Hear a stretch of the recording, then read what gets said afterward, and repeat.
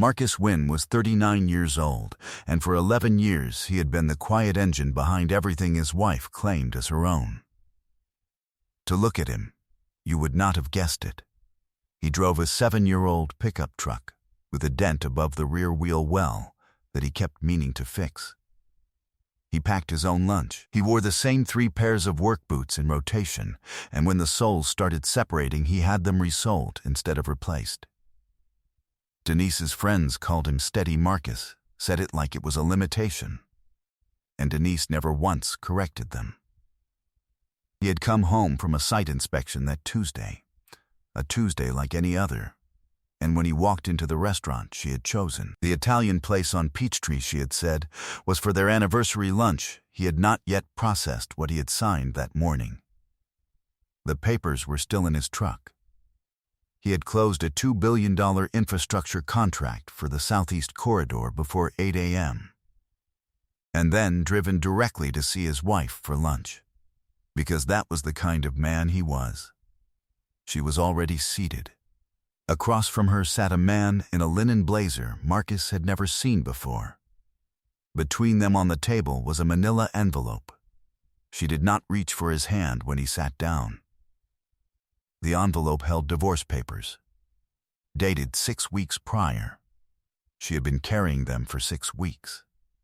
What Denise did not know, what the man in the linen blazer did not know, was that the company name on the contract Marcus had signed that morning, Wynn Infrastructure Group, had been quietly registered in the state of Georgia for 9 years. She had no idea Georgia law would let him walk away with every asset she thought she was taking. What happened next would cost Denise everything she believed she had already won. Before we jump into the story, comment where in the world you are watching from and subscribe, because tomorrow's story is one you need to hear. The morning had started the way Marcus's mornings always started, 5:15, before the neighborhood found its voice. He sat at the kitchen table with a mug of coffee cradled in both hands, the light still gray through the window over the sink, and he let the quiet settle around him, the way a man who has learned to value quiet things lets quiet settle. The kitchen was his work, not his in the sense that he had bought the cabinets at a home improvement store and followed instructions from a box. His in the sense that he had milled the cabinet faces himself, had laid every foot of the subway tile backsplash by hand, had rerouted the plumbing when he opened the wall and found the previous owner's mess. His father had built furniture in a small workshop off the back of the family home in Macon, and when Marcus was 11 years old, his father had handed him a plane and said, "Son, you shape wood the way you shape a decision, slow and with full attention. Every cut is permanent. Think before you cut." His father had been gone 12 years now. The plane still hung on the wall in the garage. Marcus oiled it twice a year. He heard Denise moving upstairs. The water ran, stopped, ran again. She appeared at the kitchen doorway in the silk robe he had bought her 2 Christmases ago, and she smiled at him, and the smile was warm and complete on its surface. She kissed his cheek. She poured herself a glass of water from the filtered pitcher, and leaned against the counter and said something about the restaurant at lunch, and he said he would be there. She did not ask about the contract. She did not know it existed. He had met Denise at a project meeting in Charlotte 11 years ago. He had been overseeing the structural assessment of a commercial build, and she had come in representing the interior design firm the developer had brought on. She was beautiful and certain, and she moved through a room like she expected it to accommodate her, which Marcus had found arresting at the time. He had called her 3 days later. By the 3rd date, she was already talking about the life they would build. He had let himself believe in the version she was describing. He noticed the perfume first. 3 months ago, maybe 4. Not a new bottle. She had worn that scent for years, but something underneath it had changed the way the top notes settled. He could not have explained it to anyone, and so he had not tried. He had simply noted it the way he noted a hairline fracture in a load-bearing wall. not alarming, worth watching. Then there was the phone. She had always kept her phone face down on the bedside table. That was old and familiar. But 6 weeks ago, the phone had moved to the bathroom when she showered, and then to her purse in a way it had not before. And the angle at which she held it when she typed had shifted by approximately 15 degrees, enough that her shoulder came up and blocked the screen. Marcus finished his coffee. He rinsed the mug and set it on the drying rack. He was a structural engineer. He assessed what he could see, modeled what he could not, and built his conclusions on evidence rather than feeling. Feelings were not useless. They were the first alert. But you did not file a report on a feeling. You gathered the data. His grandmother had told him once, the kind of woman who said a true thing once and never repeated it because she believed you had heard it the first time, baby. Still water runs the deepest and the coldest. Never mistake quiet for weak. He had thought about that line many mornings since. The discovery did not happen the way it happens in the stories people tell each other. The dramatic confrontation at the doorway, the voice raised, the accusation hurled. It happened the way most true things happen, incrementally over 3 weeks, in the ordinary moments between ordinary moments. It started with the mileage. He was rotating the tires on Denise's car on a Saturday when she was supposedly at her sister's in Buckhead, and he noted the odometer reading the way he noted all numbers, automatically, without deciding to. Buckhead was 14 miles. He knew from the last reading 2 months prior, which he had noted when he changed the cabin air filter, that the car had traveled 412 miles in the intervening time. He stood in the driveway for a moment and thought about that. He did not say anything. The following Thursday, he worked from home, and at 11:40 in the morning a black Range Rover pulled up in front of the house. Denise walked out the front door with her bag already on her shoulder, meaning she had known it was coming, and she got in the passenger side, and Marcus stood in the second-floor office window and watched the vehicle pull away. He took a photograph, not for any specific purpose yet. Because he was an engineer, and engineers documented what they observed. He ran the plate that evening through a contact he had from a liability case 3 years prior, a private investigator in Decatur named Gail Simmons, who had helped the firm with a subcontractor dispute. She called him back in 40 minutes. The Range Rover was registered to a man named Preston Okafor. Marcus typed the name into a search and held what he found for a long moment. Preston Okafor was a residential developer. Mid-tier, flashy portfolio, heavy social media presence, the kind of man who narrated his own success in the third person on LinkedIn. He had a project currently under development in Midtown.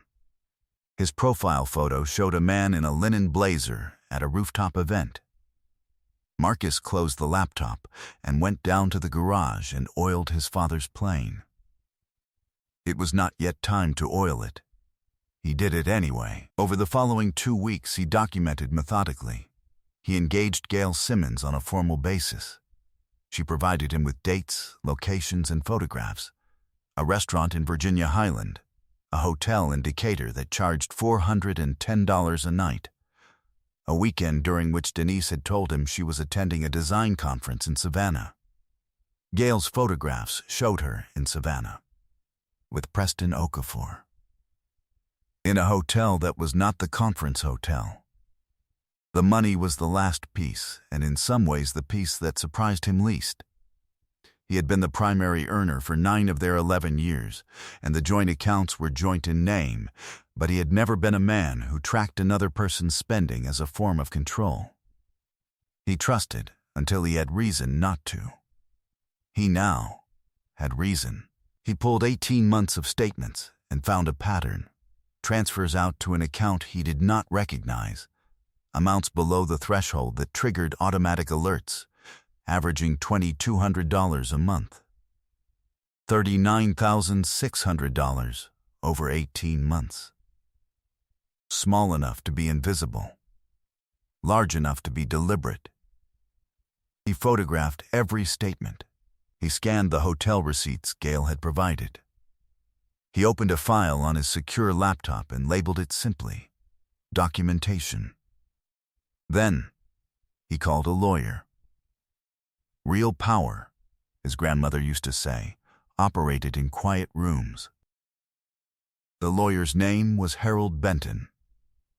Marcus had known him for 6 years, had worked with him on the legal structuring of Wynn Infrastructure Group, and Harold was the kind of man who wore the same 2 suits in alternation, and remembered every number you had ever told him, without writing it down. He was 61 years old, and he had practiced family law for the first decade of his career before moving into business law. And that combination had made him extremely useful. Marcus laid the documentation on Harold's conference table. Harold reviewed it for 22 minutes without speaking. Then, he looked up and said, "She doesn't know about the company." "She doesn't know anything about it," Marcus said. Harold nodded once and picked up a pen and began to write things on a legal pad, and Marcus watched him write and did not interrupt. After a while, Harold said, "Georgia is an equitable distribution state. What that means in practical terms is that marital assets get divided. But what qualifies as marital is very specifically defined. Wynn Infrastructure Group was registered 9 years ago. You retained sole ownership. No commingling of company funds with joint accounts. No documentation placing her as a contributor or silent partner." "That's correct," Marcus said. "Then the company is yours," Harold said. "All of it. The contract you signed this morning, the existing contracts, the equity, the retained earnings, none of it is touchable." Marcus looked out the window at the Atlanta skyline for a moment. He had built 3 buildings visible from that window. Not by himself. With a crew. With subcontractors. With engineers and project managers and tradespeople whose work he had overseen and whose paychecks he had signed. But he had built them. "She is going to file expecting half of what she thinks you have," Harold said. "What she doesn't know is that what she thinks you have is the truck and a joint checking account with $14,000 in it." "And the house," Marcus said. Harold tapped his pen once on the pad. "The house is marital property. You'll negotiate on the house, but Marcus," he paused, "she filed before the contract was finalized. That was her mistake. If she had waited 30 days, she might have had an argument. She didn't wait." Marcus thought about the linen blazer. He thought about the $410 per night hotel and the $39,600 moved in increments small enough not to alarm anyone who wasn't paying close attention. He said, "What do we do about the funds she transferred?"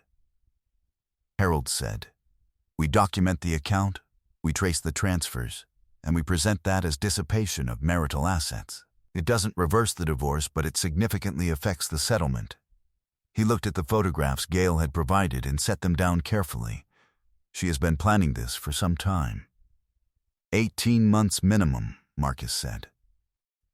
Harold looked at him for a moment. "You doing all right?" Marcus considered the question with the same care he applied to all questions. "Yes," he said. "I'm doing what I do. I'm assessing the structure and deciding what's load-bearing." Harold almost smiled. "All right," he said. "Let's build the response." After the lawyer, Marcus drove to his Uncle Raymond's house in East Point. Raymond was 67, retired from 30 years in commercial electrical work, and he was the closest thing Marcus had to a father since Marcus's own father passed. Raymond met him on the porch with 2 glasses of sweet tea, and they sat in the aluminum chairs Raymond had kept since the early 90s, and Marcus told him everything. Raymond listened without interrupting. which was one of the things Marcus had always valued about him. When Marcus finished, Raymond was quiet for a moment, and then he said, "You already know what you're going to do." "I know what I'm going to do," Marcus said. "Then you came to tell me, not to ask me." "Yes, sir." Raymond nodded. He sipped his tea. Then he said, "Your daddy would have handled it the same way. Quiet and correct." He paused. "That man in the blazer, you sure he knows what he got himself into?" Marcus said, "He's about to find out." Raymond almost laughed. He held it. He said, "You need anything from me?" "Just needed to sit on this porch for a minute," Marcus said. Raymond nodded like that was the right answer, and they sat there while the afternoon light changed, and the neighborhood settled into evening, and neither of them needed to say anything more. For the next week, Marcus performed his ordinary life with precision. He came home in the evenings. He cooked twice, because he had always been the better cook and stopping would have been a signal. He sat with Denise at dinner and talked about projects, and she talked about her clients, and he listened and nodded and noticed the way she looked at her phone when it buzzed and the way she tilted it before she checked it. He did not reach across the table and take her hand the way he used to. She did not seem to notice that either.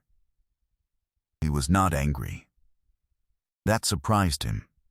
And then, it did not. Anger required ongoing investment in the source of the injury. He had already begun to disinvest. The lunch on Tuesday had been her idea. She had texted him 2 days prior, "Anniversary lunch? That Italian place on Peachtree?" And he had said yes because he had suspected what it was, and he wanted to see the shape of it clearly. He walked in having signed a $2 billion infrastructure contract before 8 in the morning. He sat down across from his wife and a man in a linen blazer, and he looked at the manila envelope on the table between them, and he did not reach for it. He waited. Denise said, "Marcus, this is Preston." She said it with a steadiness that told him she had rehearsed the sentence. "I think you know what this is." He looked at the envelope. "I can see what it is," he said. Preston adjusted his blazer. He had the bearing of a man who had decided in advance to be generous to the husband in the room. He said, "There's no reason this has to be difficult. Denise has already spoken to a lawyer. Everything is laid out fairly." Marcus looked at him for a moment. He said, "I'm sure it is." He picked up the envelope and opened it. He read the first 3 pages with the same attention he brought to a structural assessment. He set it down. He looked at Denise. He said, "Harold Benton will be filing our response by Friday. I'd encourage your attorney to read it carefully before advising you on next steps." Denise frowned. "Who is Harold Benton?" "My lawyer," Marcus said. "He has been my lawyer for 6 years. I didn't know you had a lawyer," she said. "There are some things," Marcus said, "that you didn't know." He reached into the interior pocket of his jacket and placed a single document on the table. It was a 1-page summary Harold had prepared. The registration certificate for Wynn Infrastructure Group, the sole ownership declaration, and the contract summary. The number in the upper right corner was $2.4 billion. He watched her read it. He watched the color drain from her face and then reorganize itself into something he recognized as disbelief, and then into something he had never seen on her face before. The particular kind of stillness that comes when a person realizes the architecture they have been operating inside does not exist. Preston picked up the document. He read it. He set it down. He said nothing. "This is a marital asset," Denise said. Her voice had changed. She said, "That belongs to both of us." Harold said, "The company was registered 9 years ago as a sole proprietorship. No commingling. No contribution documented or implied. His name. His equity." Marcus looked at her. "Those are Harold's words, but that is the legal reality." "You hid this from me," she said. "I built it before we met," Marcus said. "I didn't hide it. I just didn't explain it." Her hands on the table were flat and still in the way that people make themselves still when they are trying to control what their body wants to do. She said, "I want half." Marcus said, "I know you do." He buttoned his jacket and picked up the envelope and placed it in the inside pocket where the summary document had been. He said, "Harold will be in touch Friday. I'd also encourage your attorney to review the financial records we've compiled, specifically the transfers from our joint account to the secondary account. $39,600 over 18 months. That affects the settlement." She said his name. Once, the way she used to say it in the early years when something had knocked her off her foundation. He looked at her. He said, "I hope you're happy, Denise. I mean that. I genuinely do." He paused. "But I think you should have asked a few more questions before you sat down at this table." He nodded to Preston, who said nothing. He walked out into the Atlanta afternoon. He did not look back. Looking back required ongoing attention to the wreckage, and he had a project meeting at 3 o'clock, and the southeast corridor was not going to build itself. 8 months later, Marcus sat on the deck of the house he had built in the hills east of the city, not the marital home, which had sold in the settlement for a price he had considered fair, but the house he had started designing the week after that Tuesday lunch, because that was what he did with his hands when his mind needed a problem to solve. The deck was cedar. He had cut and laid every board himself, in the evenings after the crew left, alone with the sound of the tools and the particular silence of a house taking shape. The coffee was good. There was a woman named Patricia in the kitchen making eggs.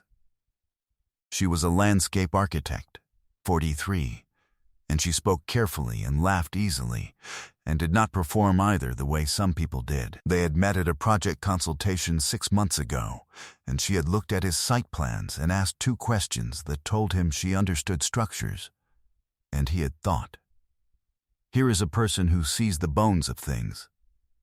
They were not in a hurry. Neither of them was built for hurry. The settlement had resolved in February. Denise had received the house, a fair portion of the joint liquid assets, and the legal right to tell people she had been married to a quiet man who turned out to be quietly extraordinary. What she did not receive was $1 of Wynn Infrastructure Group, which was now under contract for 3 additional Southeast projects, and had been profiled in 2 trade publications, which meant that the friends who had called him Boring Marcus now had access to his net worth through the search engines on their phones. He did not think about that often.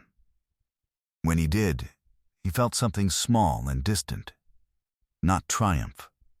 More like the sensation of closing a file that no longer required his attention. Preston Okafor's Midtown development had run into financing complications in March. It was a matter of public record. His social media had gone quiet.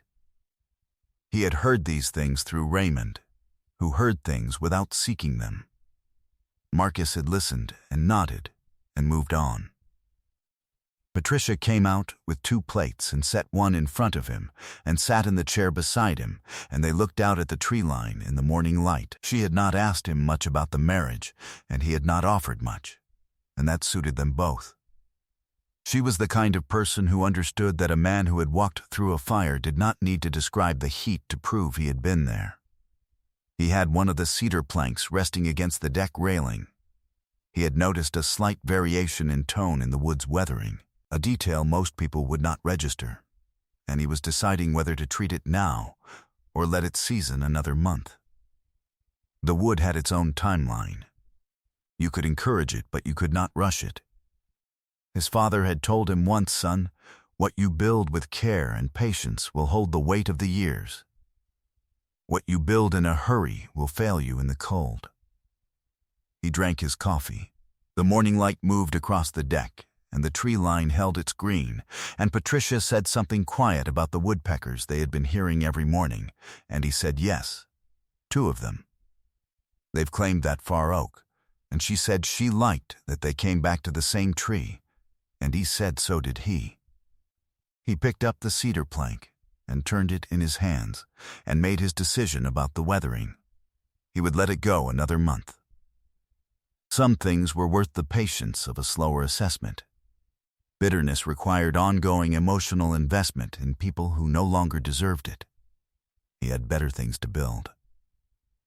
I hope you enjoyed that one. Be sure to like the video and subscribe so you don't miss the next story. I've picked out 2 more for you that I think you'll really like.